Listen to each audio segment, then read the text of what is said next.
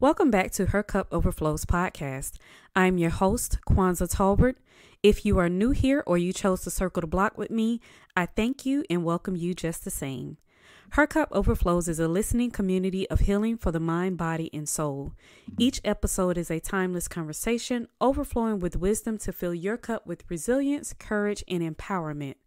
These conversations are inspired by real life experiences, the traumas, and the triumphs. But it wouldn't be a place for healing if I didn't hold a safe space for trauma without judgment, but with accountability, honesty, and commitment. Because in that lies your superpower to overcome life's adversities, and that new energy becomes the catalyst to you living out loud, living freely, and unapologetically on your terms. That is Her Cup Overflows. This episode's special product feature feels like a 90s R&B love song manifestation candle is from none other than our sponsoring company, The Spiritual Tea Co. This Reiki-infused powerful candle is designed to assist with intentional self-love and care, nurturing yourself with compassion, understanding, patience, forgiveness, and all the sweet things that make a 90s R&B love song so irresistible. It has a unique combination of oils, rose quartz crystal, rose petals, jasmine, parsley, and lavender to promote unconditional love, relieve grief, and amplify attraction while encouraging peace and joy within self. Imagine elevating your self-love to new heights and seeing it manifest in your reality, transforming your relationships into ones you thought were only possible in your dreams. Let Feels Like a 90s R&B love song manifestation candle be your partner in this journey of self-love. Shop this manifestation candle and other self-love and care products online at www.thespiritualteacompany.com or follow their socials on Facebook, Instagram, and TikTok. This episode was inspired by one of Tyler Perry's movies with Madea in it. I can't recall the movie off the top of my head, but we're not promoting them anyway because they're not throwing any coins at Her Cup Overflows. But this conversation was inspired during one of the scenes in the movie. Madea was talking to her great-granddaughter, and they were having a conversation about when you are getting ready to marry someone, you have to commit to saying, I do, over and over again to the person that you are marrying, because people change, right? People evolve throughout the tenure of a relationship. And so that just got me to thinking about how being in a personal relationship is like replaying the remastered, chopped and screwed version of Lil Jon's Lovers and Friends over and over again.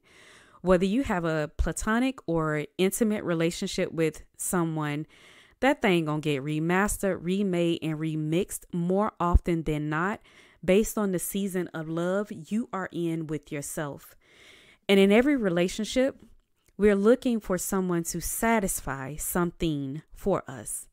And this thing to satisfy in your relationship can often change too, based on your past or current experiences, values, habits, etc., developed throughout your different seasons of love.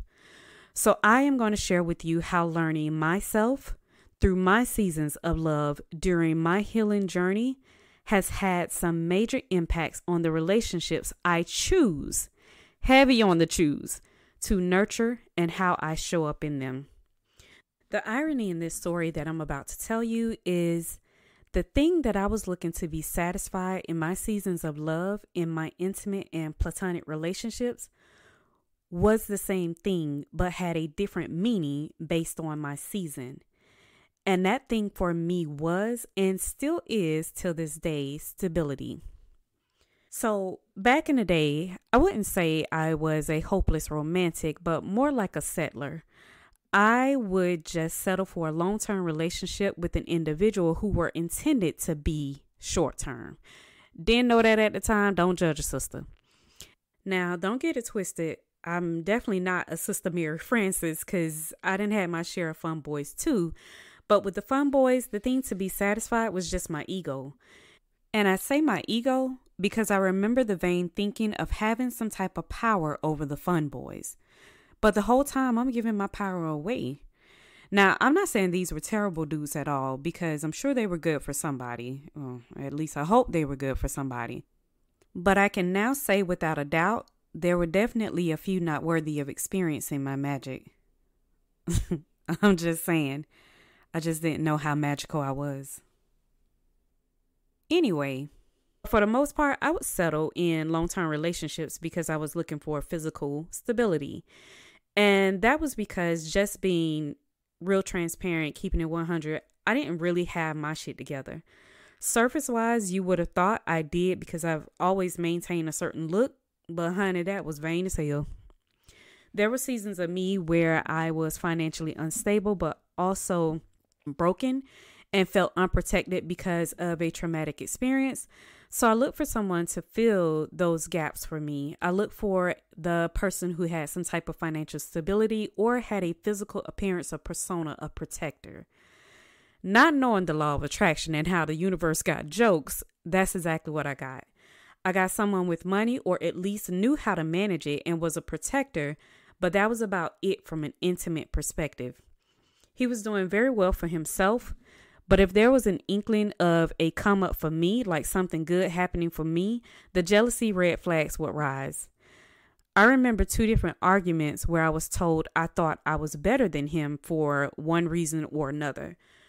The first time he said I thought I was better than him was because I know words, like literally words. I guess like I halfway speak proper grammar or full sentences, because the Ebonics definitely still be Ebonicking. But I guess being from the country, being a country girl, I spoke proper. I don't know. But the second time was when I was offered a new job and the pay was substantially higher than what I was used to. And I was told I thought I was better than him because of the pay increase. Now, weird thing is, here he was thinking that I thought I was better than him, yet I was there allowing him to lead me. Child, that's like saying 2 + 2 = 5. The math ain't mathing at all. And here I was acting like the 3 blind mice to all the foolishness. But let me tell you about how my friendships align to this same energy from a platonic perspective.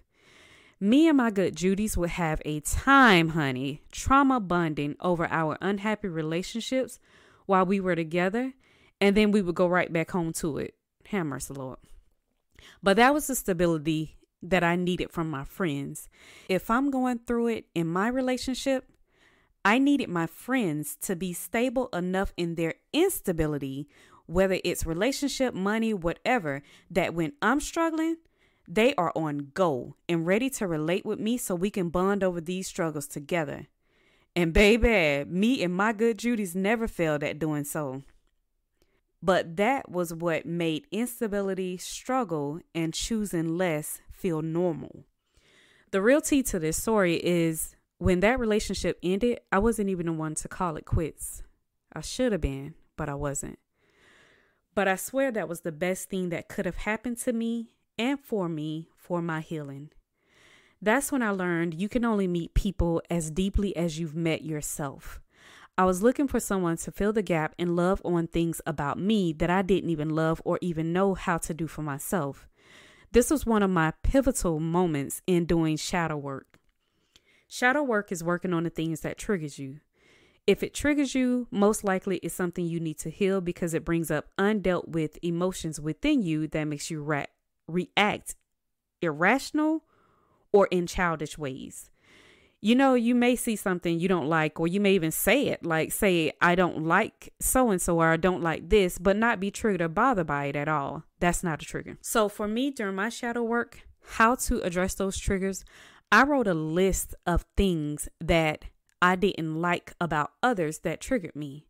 And when I say others, I mean it included those that are close to me, and even those I didn't even know at all, like things that I saw on social media that would make me feel some type of way. And then I started to gracefully pick myself apart and ask myself real questions about why does it trigger me so I can address the root of it to move forward. What I found in my shadow work, the root cause of my need for stability, and at that time physical stability, was lack. from a mindset of poverty and fear of abandonment that were driven by most of my younger experiences in life when I was a kid. Because I've been in situations growing up where I didn't have what I needed or who I needed when I needed them.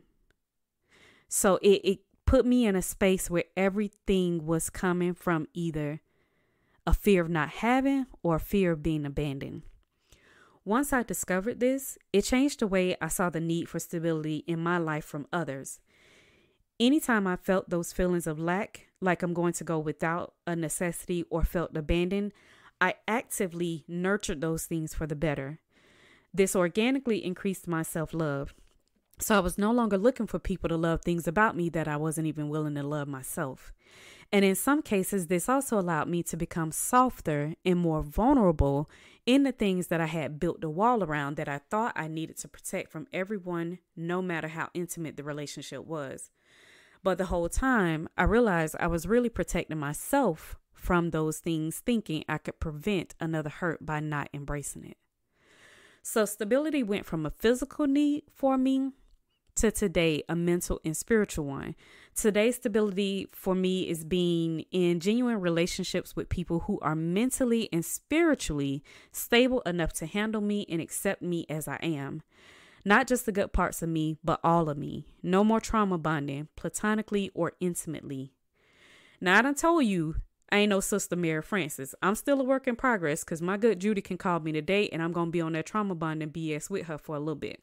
We might tag team for a second, but the change is that I won't stay in that moment. I had a situation a few months ago. I had a conversation with one of my good Judys about a relationship that was no longer serving her, but she was still serving it. And while we were trauma bonding for a hot second, she said, I just can't understand why he treats me like this instead of moving on. And before I could even think about it, my hillside was just tied by a bull. And I asked her, but why you let him? Now, we had an awkward silence of reality. And then she chuckled and she was like, ooh, touche, bitch. Okay, and we both laughed. But guess what? My good sis ain't in that situationship no more. Because my experience is my experience, so it stays with me and I can relate most times, but it no longer defines me.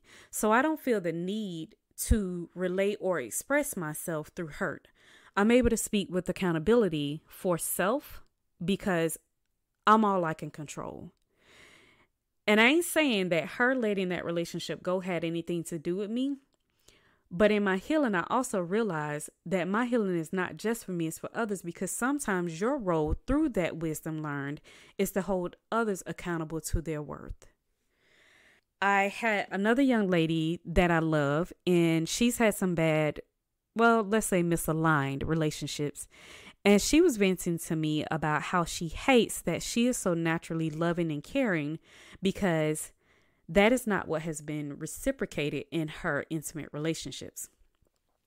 And I mean, like, this young lady was really stressing and being dead ass serious about how she hates those characteristics about herself. Her words, not mine. She even threw out the notion that God keeps sending her these dudes who are not loving and caring, as if she ain't had no choice in the relationship she chose. And I wasn't about to let her play in God face like that. So my little healing side showed up and I asked her, well, what is the ideal man you desire? And to a T, she described someone who is hella loving and caring as her ideal guy. So I'm like, nah, little mama, how's someone going to love something about you that you don't even love about yourself? Because somewhere along the way, through all the hate you've talked about yourself, you've built a wall. And in order for someone to love and care for you in the way that you described, you would need to be in your soft girl energy to receive it. He wouldn't even be able to do all that by default because you still too busy focused on you trying to prove you're not that girl so you don't get played. What can he do with that other than you turn him into a salty man from an experience too? Because women aren't the only ones who leave relationships with traumas. I got you, fellas. Another story for another day. The old saying is opposites attract. I say energy attracts. It's energy attracts whether you want to admit to the energy you are giving or not, because you identify with some type of energy within that person that you are pulling back to yourself. And this is where stability changed for me because I had to become what I wanted to attract. And that's where the mental and spiritual stability changed from physical for my relationships today. All the physical stability stuff, I got that. But I want folks in my circle who are stable enough mentally and spiritually who can hold space for me in all seasons. Those courageous and confident enough in themselves who gonna root for me in my winning season, even if they are in their stagnant season, but also strong enough to hold my feisty ass accountable to do and be better in my spinning season, because sis still be spiraling too. Like I said, a work in progress. But that's exactly what we do for each other in the relationships that I nurture today. And loving from a healing place within myself has allowed me to do that. If I can't have that in my relationships, I'd rather be alone. I don't want to be alone because I love my family and friends in this season of love, but I'm fully equipped to do so if I need to. Thank God I don't have to. I can hold my friends and family to that higher standard because they saw me do it for myself, so they trust my heart and they trust my words that I pour into them. And they know I have a mean side out when they know I know they be on that low vibrational BS. It ain't cockiness. It's humble confidence because I've been humble many a times on my healing journey. Just learning how to genuinely love the things about myself that were once unloved. Now, I told you in the last episode, doing this is going to cause you to lose some people on your journey. And that's okay because it's likely the narcissist, the taker, and the person playing victim in your life anyway. And don't take it personal because a narcissist gon' narcissist, a taker gon' take, and a victim gon' victim as long as you let them. It ain't personal for them and they will show you every time because whenever you start to elevate and change for the better, they will go find their next person with ease and grace. So the part I need you to take personal is your self-love game and elevating that so you no longer accept that type of energy in your life. So let's get into the prompt this episode before we get into the Reiki Collective message. Because this week, the prompt is not a question. It is an action that relates to this conversation. Now, this action is going to require a level of authenticity that you've probably never given yourself before, but you got this. You can do this. Identify that thing in you or about you that you haven't quite accepted for yourself. You know, that thing that you may honestly just don't like about yourself. It's probably the thing that you won't tell anyone about. It's probably the thing that you overcompensate for, or the thing that you joke about so no one else can use it against you. Yeah, you know, that thing. The thing about this thing is it could be anything, a tangible or an intangible thing. So for instance, it could be something physical like your weight, your nose, the way you walk, talk, etc. Or it can be something intangible like trust. Now, this is where the honesty gets real. If you've had bad relationships in the past, it's possible you've developed a lack of trust that you think is for everybody else. But nah, babe, I'm happily being the bearer of bad news in this case. That lack of trust is in yourself. You don't trust that you'll find someone to love you entirely in the way you deserve for who you are, or someone that you can trust to be vulnerable with, so you fill that gap with people who you know do not hardly speak to your worth. You will slap some type of label on that relationship, like it's just sex, it's just fun, acting like it's all good, and the whole time still unhappy. Ooh, child, even my own shadow felt hit, because let me tell you, your triggers will fool you into thinking accountability is judgment. So make sure that you use discernment even with yourself. But when you find that thing, love on it. And I mean love on it hard. Love on it with pure intentions because you are who you are. Find something to like about it because when you're intentional, you may find that your dislike for that thing was superficial anyway, based on something like social media standards. Most things about us is changeable. That's the beautiful thing about being human.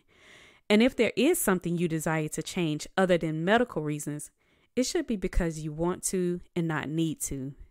That's the key. Because what happens when you start to love on your unloved thing? That love becomes so positively infectious, you start to attract that same type of love back to you through others. Those people won't care whether you change that thing or not because the relationship won't be dependent on it as a need. That's where it feels like a 90s R&B love song is no longer a fantasy and becomes a real thing. Shameless plug, but listen, I'm so excited for you because you're in your bloom season and you're about to be blossoming with doing this work to get back to loving yourself. So last thing for today is wrapping this up with my Reiki Collective message. This message is definitely specific for someone. Like all things, if it resonates, let it apply. If it doesn't, let it fly. But don't let it fly too far, as these messages are also evergreen, just like our conversations, and may have future resonance with you. Because best believe, as much as you may love me, you are not here by happenstance in this moment in time. The message for this episode is someone is feeling a lack of success. You're feeling stagnant. And the thing about this moment that you are in is that you have an opportunity in front of you, but because of the lack of success that you've experienced thus far, you're playing this opportunity small. It's almost like you're dismissing it as if it's insignificant. And I just want to tell you, no matter how big or small the opportunity is, this is something that would definitely lead to amazing things. So don't get caught up in the illusion of what was. It may be like some type of nostalgic thing that's here for you to lead you to that great success that you desire. Also, make sure that you use your voice. Make sure that you are using your voice so this opportunity aligns to the desires that you have for yourself as you move forward towards these amazing things. All right, I hope that resonates with someone. That is it for today's episode of Her Cup Overflows. Until next time, keep taking up space and refill yourself because you can't pour shit from an empty cup. Take care.